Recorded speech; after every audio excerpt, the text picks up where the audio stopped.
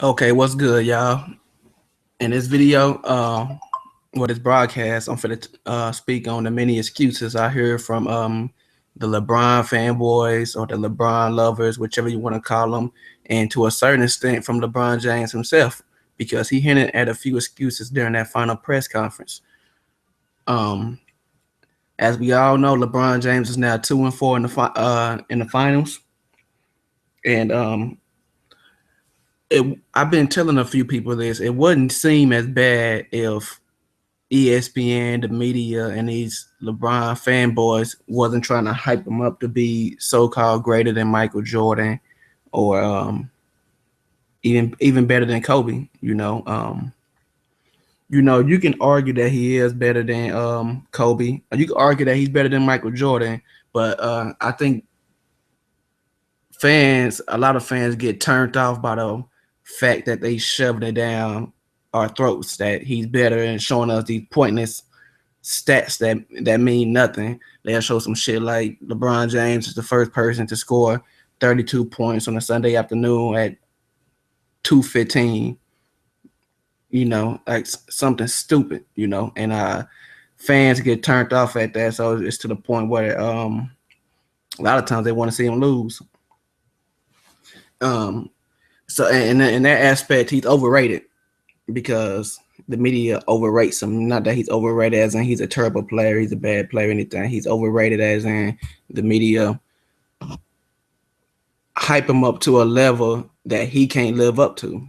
And a lot of players won't be able to live up to that level they hype him up to. But with that being said, when he go to the finals and lose, I'm hearing stuff like he had no help, which we hear that every single time he lose. We heard it in 2007. Well, how the hell you get to the finals if you had no help? Because they'll turn around when he lose and be like, he had no help. He lost to the better team. Um, how did they get there if he had no help? I mean, it just doesn't make sense. Um, Also, what was it? 2007, 2011. He lost to my team, the Mavs. Well, they didn't use that excuse that year. That year they used the he just didn't try or some shit. Man, he got shut down. He was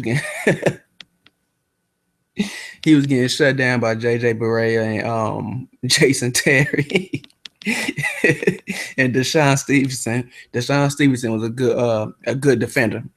But getting shut down by Jason Terry and JJ Barea, them two of my favorite players. But come on, man. Come on, son. But yeah, so then 2012, he won the lockout season. But they legit won in the finals. They had a cakewalk to the finals, which people trying to say the Warriors had a cakewalk this year. Well, the Warriors had a tougher challenge than the Heat had any of the years in that LeBron era. But staying on topic, he won in 2012. No excuses. I ain't hear no excuses. 2013, he won because of that lucky shot Ray Allen hit that saved him, and there was no excuses made for him. 2014, he got the same squad that he been winning with. They play the real Spurs, the uninjured Spurs, get that ass whooped. Now he has no help. D Wade wasn't 100%, but D Wade was still averaging what, like 18 to 20 points on some ridiculous percentage, like 53%, something like that, which is good. Chris Bosh did okay, you know. But here we go. He had no help. Blah blah blah blah blah blah. All that bullshit. Bullshit as excuses. What's the other excuses we hear? About the injuries. You know, all them years when he's with Miami, they was going to the finals, and other teams were having injuries. Nobody said a word, especially the first year because it was that lockout season. A lot of teams had injuries. And if you want to go to this year, I heard some people using the Kevin Durant injury, saying the Thunder would have been in the playoffs to challenge or knock off the Warriors had Kevin Durant not been injured. Well, they say that and forget that Paul George was injured this year. Yeah, he came back for a little bit, but he obviously wasn't 100%. So I can make the argument, which I really do believe, if the Pacers would have came back this season 100%, they would have been in the finals because they already had a chemistry together. Paul George would have came back better, and that defense, that Pacers defense is A1, and I believe they would have been able to they probably would have been a number 2 seed, number 1 seed, and if they would have met the Cavs in the playoffs, they would have knocked them off. You can make that same argument. So I don't want to hear the Kevin Durant argument. A lot of teams had injuries. My Mavs possibly could have beat the Rockets. Really, my this may sound crazy or may sound like I'm a fanboy, but the Mavs could have been in the I believe they could have made the Western Conference Finals at full strength, assuming Rondo didn't quit and everybody healthy, because I know they could have beat the Rockets. And then once they would have beat the Rockets, they would have went up against the Clippers. And we saw what the Clippers did.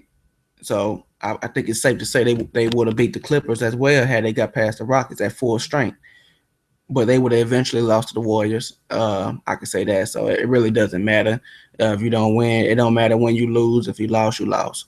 So the Pelicans had injuries with Drew Holiday. The Grizzlies had injuries. The Blazers with Wes Matthews.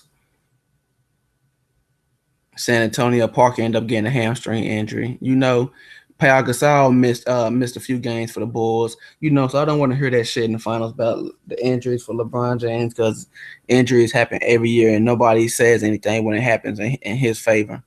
You know, um, LeBron James shot 39% in the finals as well. He was in he was in Mamba mode. And I feel to a certain extent that hurt his teammates.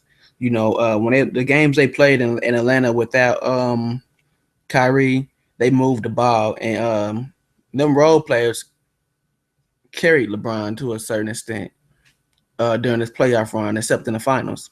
And I feel like he kind of, we all see that type of Kobe mentality when he's not getting his teammates involved, and we see how they kind of drift off. Carmelo especially, what I'm saying, he like kind of like sucks the air out of the team. So he may be putting up these crazy stats, and it looks good on the stat sheet, but it's kind of hard to explain, but he's like taking the energy out of his teammates, and they're not performing. But yes, they did lose to the better team. I'm kind of rambling. They did lose to the better team, but these excuses have to stop. They have to stop. LeBron James is 2-4 in the finals. He's not Michael Jordan. He's not Kobe Bryant. He's LeBron James. Quit trying to put him on these other people's level. Let him walk in his own lane, and his legacy will look okay if you let him walk in his own lane, the LeBron James lane. Don't try to make him walk down the Michael Jordan path, the Kobe path, the Larry Bird path, the Magic Johnson path. Let him walk down the LeBron James path, and it won't be much a lot of people can say. You know, you can say something like, I actually done seen this. You can say something like, LeBron James traveled. A LeBron fan, well, Michael Jordan traveled too. What the fuck Michael Jordan got to do anything? You know what I'm saying? Michael Jordan really haven't been relevant on the court since 98. You know what I'm saying? He wasn't relevant during the Wizards years, so since 98. So what the fuck you bringing up Michael Jordan for? I'm just pointing out the fact that he traveled. You know. What's some more excuses? He's tired. I don't know. That's a poor excuse for a professional athlete. I don't want to hear that he's tired. Shit, they definitely go use him next year if he fail. Um,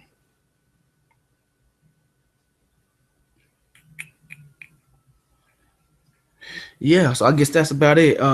Quit making these excuses for LeBron James. The Warriors was clearly the best team in the league. I don't care who they would have faced. They were going to run through them. It wasn't a team this year that could have beat the. You could argue San Antonio, but I don't even think San Antonio would have been able to beat them in a 7-game series. I thought Memphis would have been able to. They obviously knocked down that pick of mine. So once they beat Memphis, I was sold on the Warriors. I knew they had it. So that's all I'm gonna say about that. It's my first broadcast. I didn't write down nothing. I just went off the head, so I kind of rambled on. probably missed a few points that I meant to make. So I may be making a part 2 to this. Be a little bit more organized on that one. And I'm also will be uploading for the boxing people out there. I will be uploading my thoughts on the Sean Porter versus Adrian Broner fight last night. Um, some upcoming fights that I would like to see. My thoughts on Earl Spence. My thoughts on the upcoming NBA season and the Dallas Mavericks off season. The Dallas Mavericks one might be the first one. I'm not sure which order I'm gonna go in, but I will be discussing those things. So if you not sub to this channel, go ahead and sub to it. I'm gonna try to start putting up more videos consistently and go from there. So I'm gonna holler at y'all.